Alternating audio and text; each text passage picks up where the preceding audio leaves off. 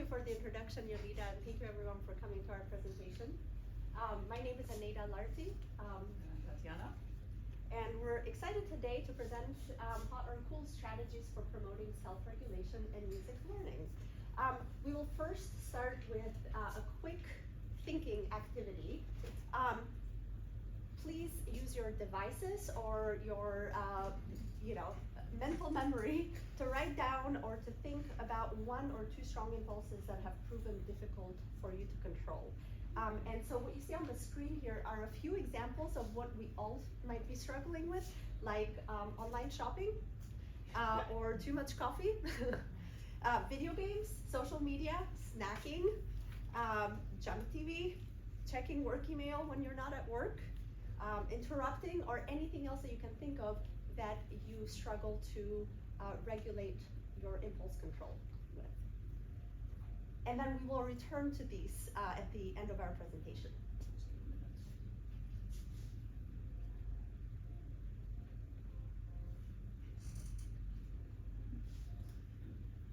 Ever since Walter Mischel famously placed a marshmallow in front of preschoolers at Stanford in the 1960s and asked them to wait if they wanted a second one, the battle over the potential lifelong consequences for those who waited versus those who didn't was raging in the scientific community and in the public imagination. Unfortunately, lost in some of this debate are the most fascinating findings. How did some of the kids manage to wait, and can these strategies be taught? It's not about the marshmallow or the cookie.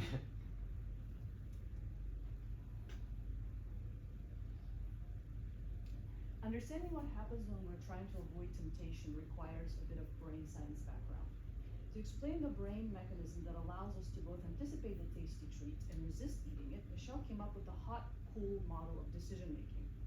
The hot part of the brain is the primitive go center, and cool is the slower to develop the no region. Self-control, however, isn't simply a matter of putting the brakes on the hot region. What is actually required is a delicate balance between temptation as incentive and resistance to it as a path for a bigger reward. In other words, if you make the marshmallow too unappealing, you won't be interested in waiting for a second one. But too much appeal will make eating it irresistible. Diving a bit deeper into hot and cool parts of the brain, we find hot spots and cool nodes. The hot spots are fragments of feelings that activate reflexive approach or avoid responses, and they're not interconnected. By contrast, the cool nodes are elaborately connected to both other cool nodes and to hot spots. They govern reflection and deliberation before initiating a response. Hot spots and cool nodes can activate each other depending on what we choose to focus on. The act of thinking about how sweet and fluffy a marshmallow feels when it melts in your mouth initially activates a cool node because you're simply thinking about it, which in turn sparks a response in the corresponding hot spot. If we reverse the process and activate a hot spot by spotting the tasty treat, a corresponding cool node can activate and prevent us from gobbling it up. Right, and if you notice here on the left side, this is more what we would think of as a child brain, right, where the cool system is only beginning to develop, so there are only very few connections between the nodes themselves and with the hot system. And then over here on the right side is a more mature, more adulthood brain, and you can see how much more connectivity there is in the cool system controlling the hot system. So to reiterate what Tatyana just mentioned, the hot system develops and is dominant early in life. The cool system starts to develop by age 4, and it becomes increasingly the dominant one as we age. This conclusion is consistent with how relevant areas of the brain also develop with age. Having not established the cool system structure, children are therefore in higher need of regulating the hot system. As the cool system develops, then children can begin to generate cooling strategies. Research on the delay of gratification parallels these conclusions. Whereas delaying gratification is impossible for a child that's younger than 4, studies have shown that by the age of 12, 60% of kids were able to wait for a reward for up to 25 minutes. And as we were working on this, we thought, oh, that would be 25 minutes of practice. As we reach our 20s and 30s, the cool system processing becomes the dominant one. And so if we go back to the slide, right here. Right, So we mentioned this, right, so that there's the child brain and there's the more developed. So you can see adult more brain. connections happening, more development of the pull system in this, And more self-control. and more self-control, yeah. Okay, so we can agree that as adults we experience varying levels of stress, with some of it even being chronic stress. And not surprisingly, stress has been identified as one of the leading disruptors of the hot and cool system balance.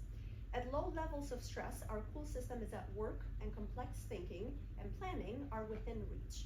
At high levels, our decisions are reactive and automatic, so much so that some of these automatic reactions undermine the constructive effects of the cool nodes. So of course, stress is encoded differently for each one of us, and in order to prepare the intervening cool system strategies, it would be important for us to identify what situation creates stress. So for example, a recital experience for one of our students who has never gone through that before will prove to elicit a more stressful reaction than it would for us, because we're more experienced. Furthermore, chronic stress not only favors the hot system functioning, but it also leads to physical changes that have a direct effect on our self-control functions. In a study, when rats were placed in a stressful situation, they experienced dendritic spine loss in the medial prefrontal cortex and growth in the amygdala, a balance that is thought to increase the emotional response. When exposed to prolonged periods of stress, there's a reversal of the hot and cool system functionality that becomes difficult to correct, meaning that strategies that we use for tapping into our cool system become weaker.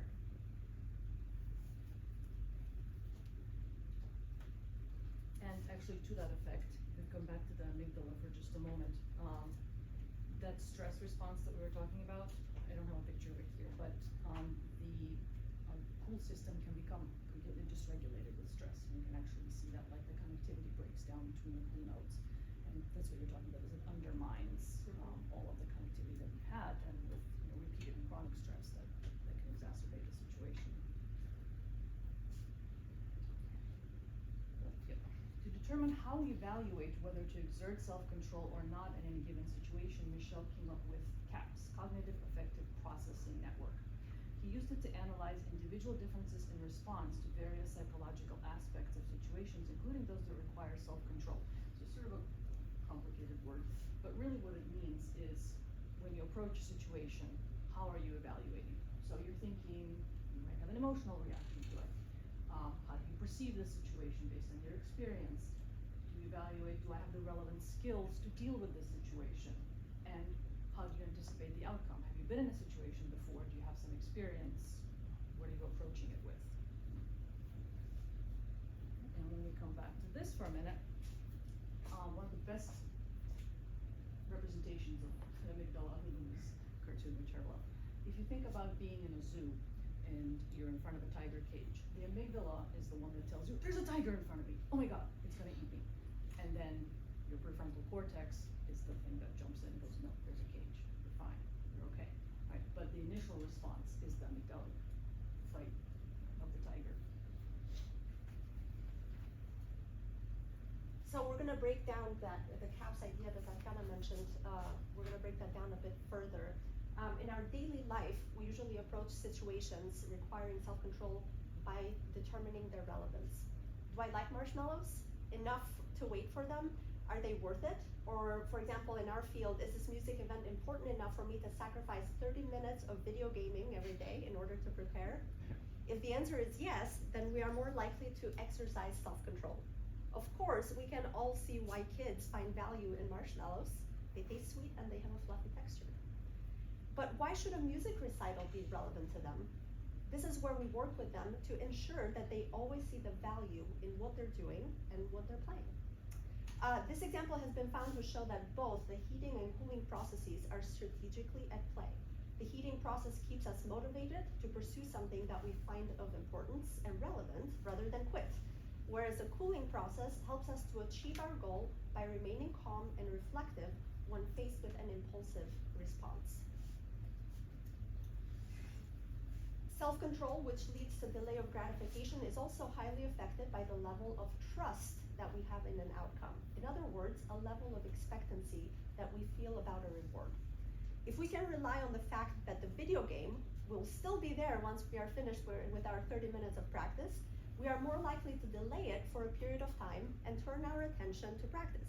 If the availability of a desired outcome is unknown, then our impulse control will suffer and the delay of gratification will become more difficult as we struggle with the idea of losing the reward if we don't snatch it now. These are the circumstances that are affected sometimes by socioeconomic status, family life, trauma, and other factors. Studies have shown that individuals who feel that they have no control over a situation or feel powerless are less likely to engage in self-regulation and more likely to experience impulsivity. This idea would also apply in a situation where the concept of expectancy is replaced by not having enough knowledge to expect a certain outcome. For example, a 4 or a 5-year-old cannot grasp the concept of a completed task or a piece of music that needs to be learned. What would be the outcome of that? In that case, it would be more difficult for them to exhibit self-control and do the tasks. And we discussed when we were talking about this slide is how do we explain this to a 4 and 5-year-old or even a 6-year-old, that you're going to have a recital, it's going to be exciting, you're going to have this feeling of accomplishment if they've never had the situation. So in order to prepare them for that, make smaller, more manageable goals, maybe finish a scale, finish this passage, learn the piece, or do something that's a little bit smaller so that they're just incrementally building up to that goal rather than just thinking about this unknown thing that's just in the future. And experience performance playing for friends, for something less formal. Along with relevance and expectancy, motivation and ability play a big part in our approach to delaying gratification and achieving a goal. What motivates us, and do we feel that we have the ability to achieve that goal? So you've heard the phrase now, delay of gratification, a few times. So how do we get there?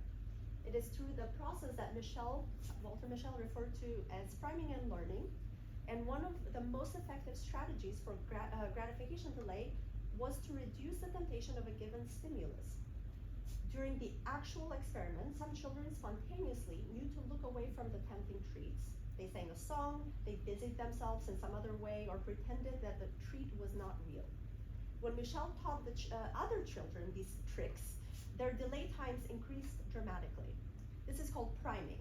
And do this long enough, and you've arrived to the learning, what they call learning, or chronic node activation. The more you practice activating a particular pathway, the quicker the response time becomes. And remember the slide that showed the cool and hot nodes of a child and an adult. It is because the priming and learning has occurred with much more frequency over 10 years or 20 years that it becomes much more automatic. Though the hot system is dominant in the early years of life, one of the most exciting findings of the marshmallow experiment was the discovery that hot spots could be tricked into activating specific cool nodes through the if-then strategy. This process involves tricking and the tempting reward into automatically turning on the control response. So, for example, if I wait 5 minutes longer, then I get 2 marshmallows instead of 1. If I practice for 15 minutes, then I get to play my video game. If I practice my piece well, I'll be able to impress my friends, and that would be extrinsic motivation. And if I practice carefully and follow my teacher's direction, I'll be able to play my piece well, and that's more of an intrinsic motivation.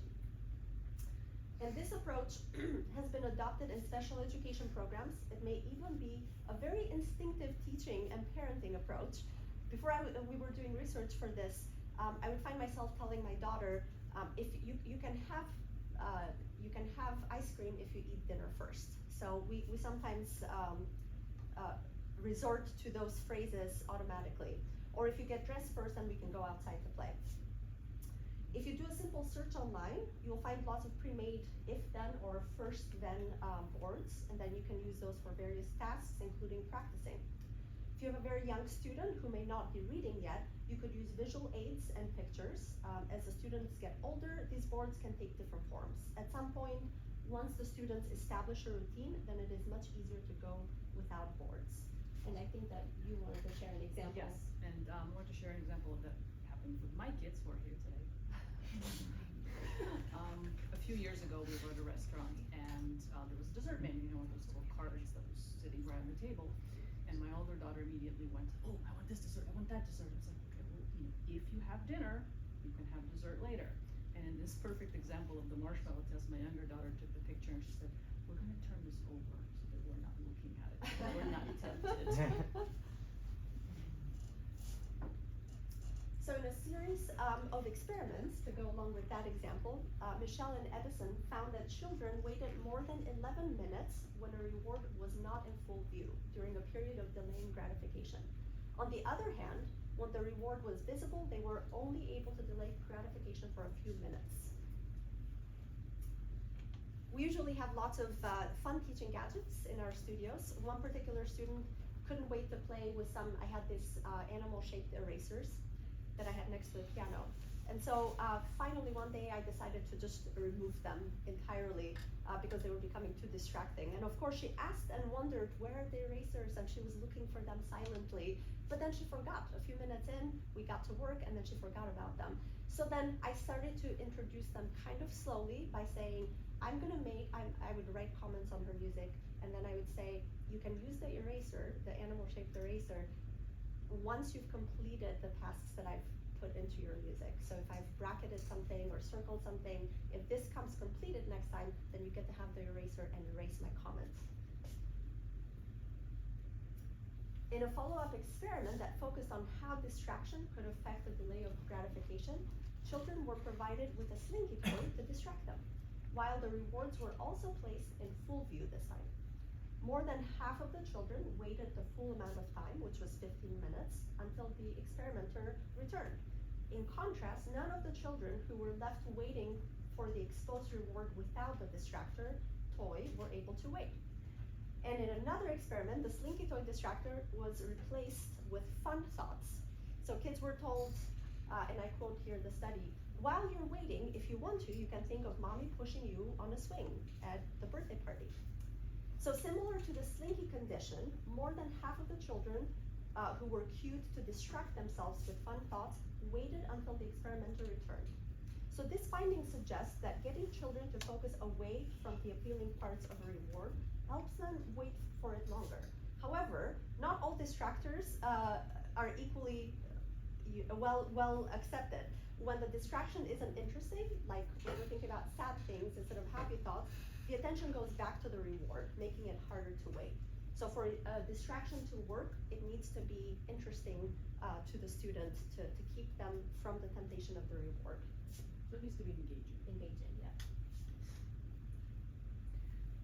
One of my 4-year-old students liked to color all over his music during lessons, and he'd grab whatever pencils, things I had on the piano, and just start drawing all over the music. He was very imaginative, so I came up with this idea of having him draw a picture that suited the mood of the piece he was playing. Sometimes we would come up with an entire story plot line. This approach allowed him to still color, but kept him engaged in something related to his lesson, and he was more willing to do the rest of the lesson with fewer moments of distraction. So now we're going to talk about abstract representation. So they did a series of experiments, and again, Walter Mischel reasoned that when we are thinking about rewards as being real and focus on their appealing features, a delay of gratification becomes more difficult. On the other hand, if we think about their more abstract features, like a shape or a color or a texture, then they lose the immediate appeal because our attention is now being diverted to these descriptive areas that are maybe not quite as appealing. To test this prediction, Mischel and Moore in 1973 conducted an experiment in which children in the cool focus condition who were waiting for the marshmallows were primed to think of them as white puffy clouds. And those that were waiting for pretzels were cued to think of them as little brown logs.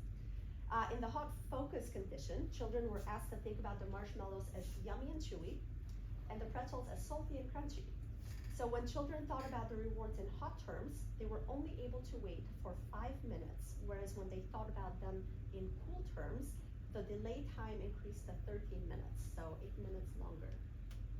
An example of this, I have a student who she really likes the piano and she comes to a lesson and wants to bang and just kind of experience the sounds and everything.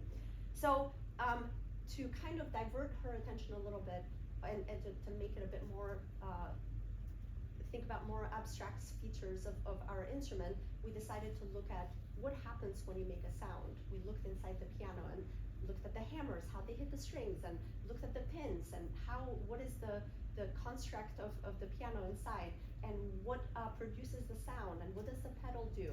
And so then making those sounds became, it took on a different form, and it wasn't so impulsive, it was more thoughtful.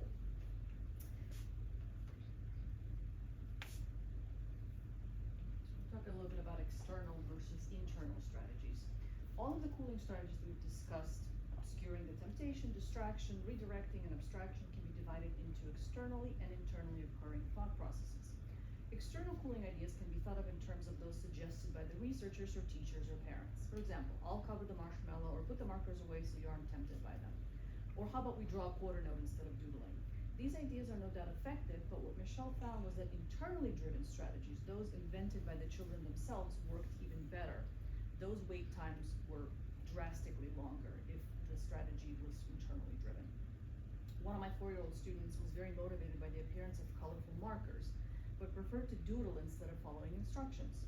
One day he drew a whale on the whiteboard, and I seized the opportunity to ask him to draw rhythm patterns that we would play, and then the whale would blow them away, so he would erase them.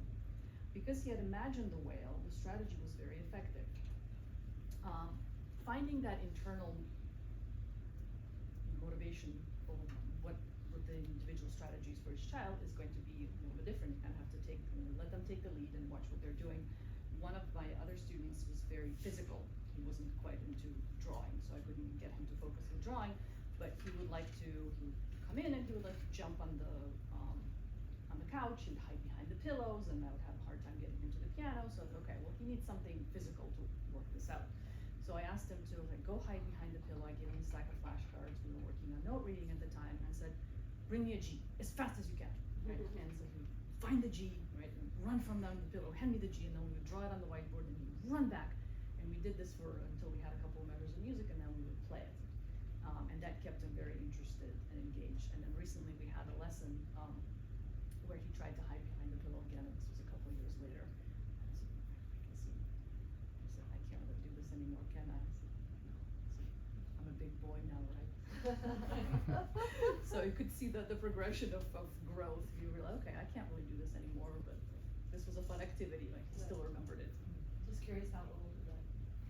At the time of the activity, he was 4. He's 6 now.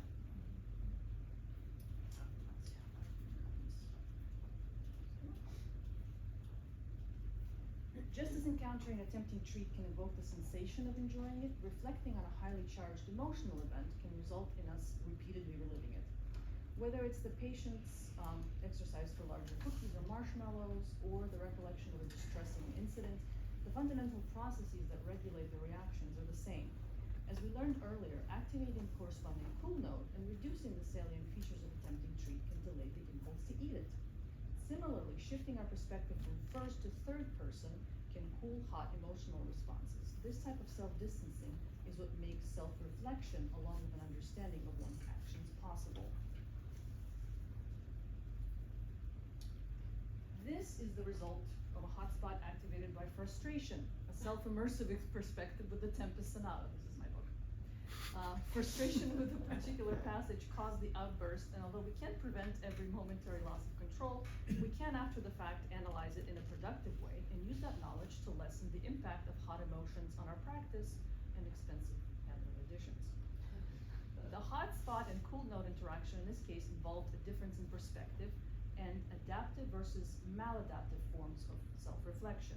When we ruminate on a negative experience or emotion from a self-immersed perspective, we continuously activate the hotspot and in effect relive the negative experience. On the other hand, if we reconstruct the experience from a fly-on-the-wall perspective, we activate the cool notes that allow us to lessen the emotional impact and learn from the situation. If I continue to relive the frustration of that Beethoven passage, I may avoid practicing it and develop a negative association with the whole piece. If, on the other hand, I take the outsider or teacher perspective, I would likely come to see what caused the actual issues. Was it a fingering problem? Is it a technical adjustment needed? Does it need to be practiced slower or separately? This scenario is much more likely to yield positive results that we will not only carry over to the next time we encounter a similarly frustrating issue, and if you recall, again, going back to that slide of the connectivity of the adult brain versus the child brain. The more you do this, the easier it becomes. And also reconstrue the original experience from an emotional trigger to simply a problem with multiple solutions. In three experiments conducted by Özlem Ayduk and Ethan Cross, participants processed interpersonal rejections, painful and autobiographical experiences, and interpersonal conflict. In all three studies, self-distancing showed a significant negative relationship to physiological reactivity, which means that they were not getting quite as worked up. In other words, remembering these negative events from a third-person perspective didn't feel as painful or as triggering.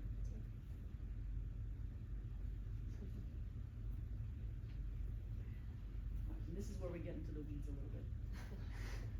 In the early 2000s, researchers that were looking into psychological distance and its effect on self-control came up with something that they called construal level theory. High-level construal involves abstract conceptualization, seeing the forest for the trees, whereas low-level construal focuses on incidental or unique features of each situation. Judgments, decisions, and behaviors in an individual will differ according to construal levels. Both of these outcomes, just as in the marshmallow experiment, can be primed. Imagining unrelated distant future events have been shown to enhance abstract and global thinking. And it doesn't even, like it says here, it doesn't even have to be a related event. It could just be thinking about something in the distant future can affect how you handle a different situation. Whereas imagining unrelated near future events leads to more concrete and detailed cognitive processing. So how does this relate to self-control? Because high and low level features are independent, the same object can elicit opposing action tendencies depending on the level of construal activated. When one acts in accordance with a high level construal, one exerts self-control. On the other hand, low level construals are associated with self-control failure.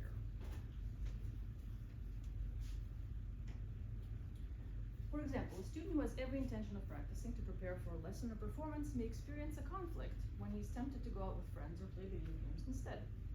If he views the situation through high-level lens, through high-level construal, such as focusing his attention on a successful lesson or performance, he will maintain the behavior that allows him to achieve his goal.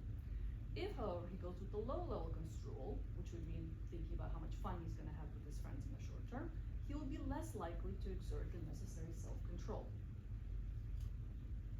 And asking why or how questions can lead you in one direction or the other. So research shows that asking why someone engages in an activity activates high-level construal.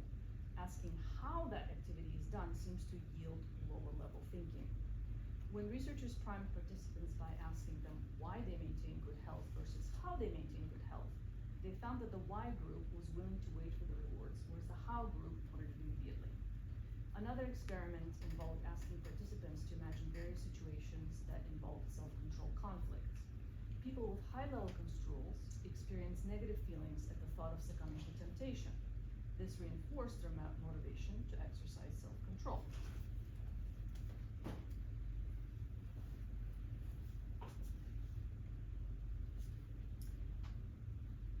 So these are some of the strategies that, to summarize what we've said during the presentation.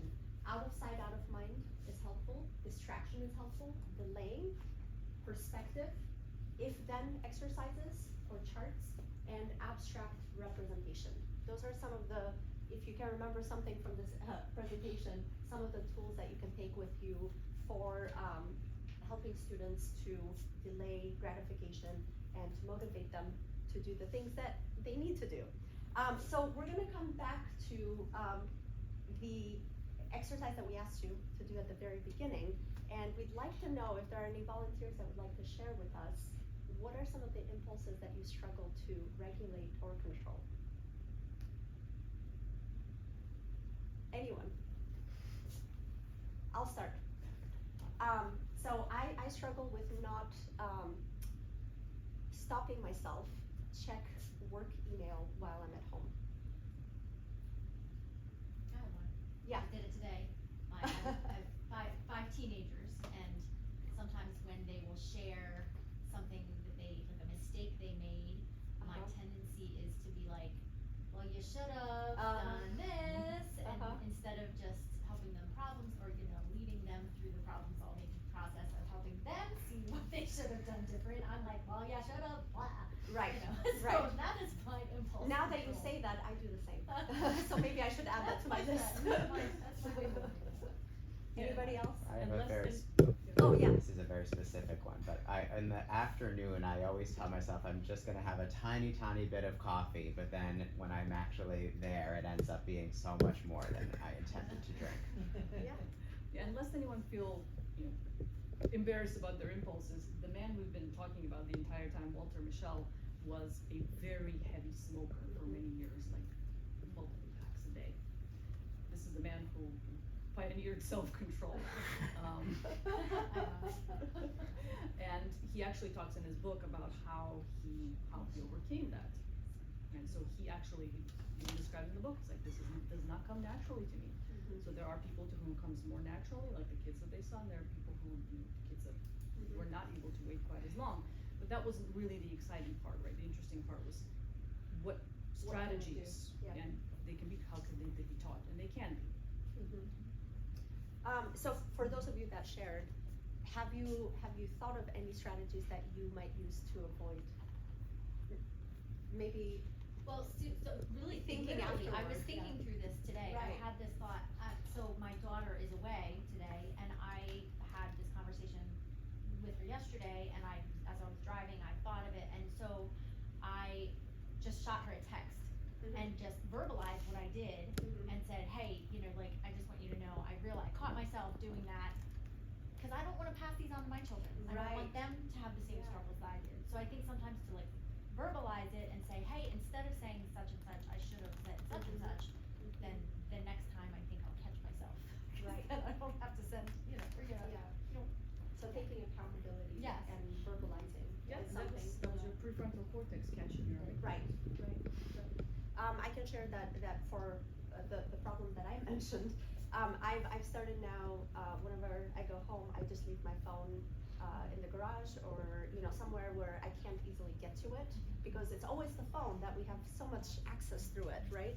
And so I just leave it there. Are there other ways, like my computer, my iPad? Sure, but that lessens the amount of time that I will check email and then somehow be involved at work again instead of spending time with my family. So that's one of the ways that I found. It's not perfect, but it's a way. What have you? It hasn't been You working. haven't. My strategy is punishment. If I have too much coffee in the afternoon, then the following morning I have to have less coffee. So then I To can make up feel- for it. Yeah, and so I feel bad about my decision the previous day. Speaking of much punishment, you could try decaf next day, Yeah. It's too much. Doesn't taste the same. No, I'm not gonna do decaf. That's the thing. I might as well But just if not you have think about coffee. it also, we do these things without necessarily realizing that we're doing them. Like, for example, if you have a social, an issue with checking your social media constantly, people have like deleted the app off their phone. Right. Doesn't mean you don't have Yeah. access to it, but you don't have quick access. It's not right in front of you, so you're not It doing delays it the all the time. time. So there's a delay that Mhm. just like something you have to work to Right. access it again. Anybody else have any impulses that they want to share? Yes. I'm at home a lot, teaching at home. Uh-huh. And every time I walk through the kitchen, grab a cookie. Yeah. Don't go in the kitchen, I don't. Hide the cookies? Hide the cookie. So I mean, it's not myself, but I know of someone who would just eat way too many peanuts, just love peanuts, had to have it all the time. So what he did was, he kept a handful of peanuts in his pocket, Uh-huh. and he would never, he would always have them with him, they'll always be on him, but he learned to never touch them. Oh, that's so But he interesting. always had it on him. So there was something about the peanuts that provided comfort. Yeah, I guess there was just, it was like, it was there, they weren't going away, so if he really Yeah, and needed that's what to we were have talking them. about Yeah. earlier, the Exactly. expectancy, yes. Exactly, or like to her point about the chocolate, so I would take one of those Dove chocolates, Yeah. and I would just grab one out of the bag, thinking maybe I'll have one while I'm working on the computer, Uh-huh. and I just put it right there, Yeah. and I never get to it, but it's right there, so if Right. it's not like I can't have it, Right. I just don't have it. Yeah. And that actually reminded me your coffee problem. Because I have that too. I think I have all of yours. come 2 o'clock or 3 o'clock, we hit that time, if I've been teaching since the morning, you hit that time that you're Yep. like, oh, I really need a pick me up, right? Yeah. And for me, it's not even, so these two are related in my book, in my story. For me, it's not even about, I would be fine with just having one sip of that coffee, right? But just having it there, for some reason, it provides sort of a psychological lift. You know, I Yeah. think to that point, Interesting. we're thinking about the appetitive effects, the salient features of something, right? Right. If you don't have it there, Right. what are you thinking about the whole time, Right. right? Yeah. You're just Right. like priming that, thinking of the smell of the coffee, The or smell the of taste the of the coffee. chocolate, or the peanuts, or Even whatever the it act is. of holding it, Right. holding a cup, yeah, so Right. hold an empty cup. So it's that anticipation, right, that build up rather than the actual. Yeah. Okay. And I tried switching to tea, but it's not the smell of coffee. Yeah. But another thing that I've done with coffee, because I'm also trying to cut down on caffeine, is that I've tried to make it unappetizing to myself. So for example, I can't drink cold coffee. I just don't like the taste of it. Mhm. And so I will leave my coffee and I'll drink it very slowly. I'll leave it there, and then 15 minutes later, it will be too cold for me to continue drinking it. Oh, And so I still smell it, so Mhm. it's good. But it's no longer appetizing to me. So, and I think all of these strategies, you can probably apply them Yeah. to, in combination to various impulse control issues. And they've proven to be successful. Yeah, and if anyone actually has, yeah, go ahead. I have something interesting that I feel like is related almost in the opposite. Instead of impulse control, it's a motivational thing. Uh-huh. I started with my own children, like having 5 kids and trying to get them practice and things like that. Oh my goodness, I had to come up with all kinds of tricks over the years. But I found one that really works, and then I tested it in a homeschool co-op where I was teaching the same concept. So I would say for my children, for example, for practicing, I would say, okay, I want you to I'm gonna put 5 chocolate chips here across the board, the music stand. And each time you get that section perfect, you can have one of the chocolate chips.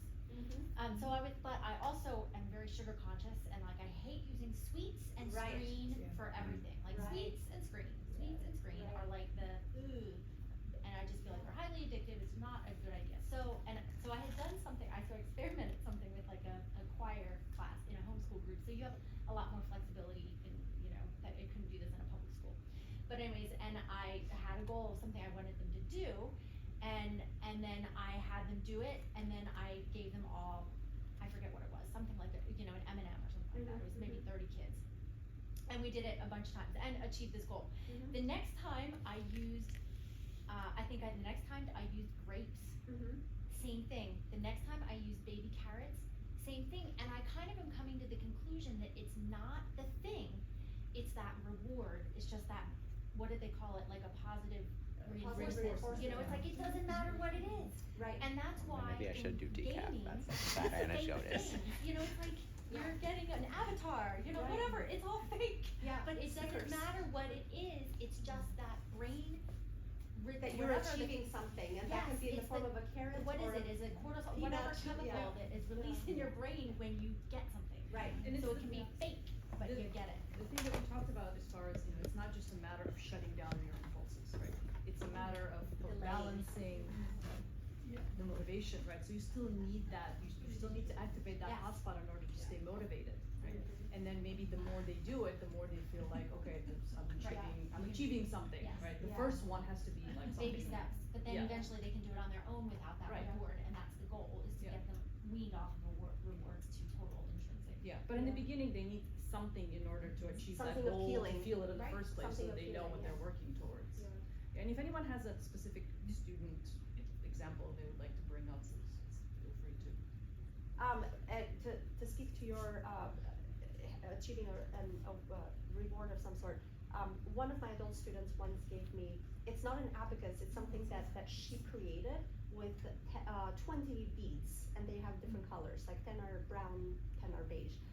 For whatever reason, it's just like a 2 8 notes, and then there is a medal, and then they just go like this. So it's kind of like an abacus, but much simpler. For whatever reason, that's always worked for practicing, because even with my daughter, she loves it. It doesn't give her anything, but just to Just win, gentle. just to win a little, it helps her. Yeah, for me, Yeah. it's a poppet, like those poppets, Mhm. so Yeah, when they do it correctly, they have to get 5 poppets right. right. They're like, and then each time they got it right, they reach up and they pop Yeah. one. And they like it. Yes. So, So Something simple like motivation that. goes along and having some sort of thing that gives you a I mean, reward. we still like it, Yeah. closing our circles. Right, yeah. One- Yes. One thing I've done with students when they're preparing a series of technical requirements or scales, Uh-huh. to have them just scribble on a sheet of paper, each requirement, put it in a cup, shake it up, pull one out, if they nail it, put it in the done cup. Yes. Then So keep they have shaking one it up. less. Oh, And when they yes. get to the end of Yeah. the week, they've had to repeat one 2 or 3 times, but they've got Right. the reward of like 3/4. So I've done that a few times with students, it's worked really well. Yeah, that's great, that's a Yeah. great tip, yeah, thank you. Do you guys have any questions about the presentation itself? I know we're reaching the limit of our time and we don't wanna delay. No questions. Well, thank you so much. If you have questions about the research, we'd be happy to email it. Our emails are here, not quite visible. But we would be happy to email you, our research list as well. So thank you for coming. Thank you.